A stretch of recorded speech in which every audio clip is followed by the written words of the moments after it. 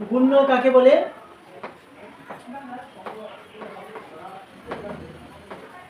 গুণ্য কাকে বলে?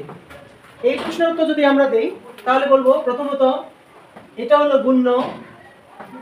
ধরেন 5, গুণ্য 5 গুণক 3, গুণক 3 গুণ করলে 3 5 হলো 15 সমান 15। এটা হলো গুণফল। এটা হলো কি? গুণফল। অর্থাৎ এখন আপনার ক্লিয়ার হয়েছে গুণ্য। গুণ্য হলো যে সংখ্যাকে গুণক দ্বারা গুণ করা হয়। গুণক দ্বারা যে সংখ্যাকে গুণ করা হয় তাকে গুণ্য বলে।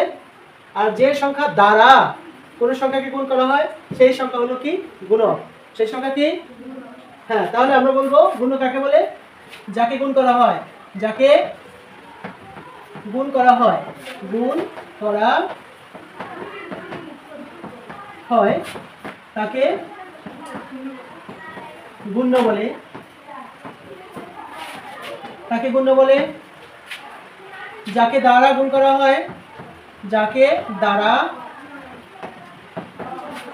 গুণ করা হয়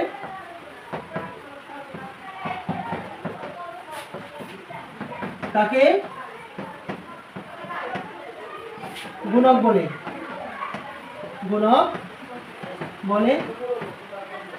গুণ করে যে ফল পাওয়া যায়, গুণ করে যে ফল পাওয়া যায়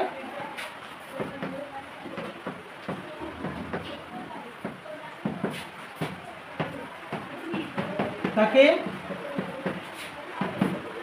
গুণফল বলে।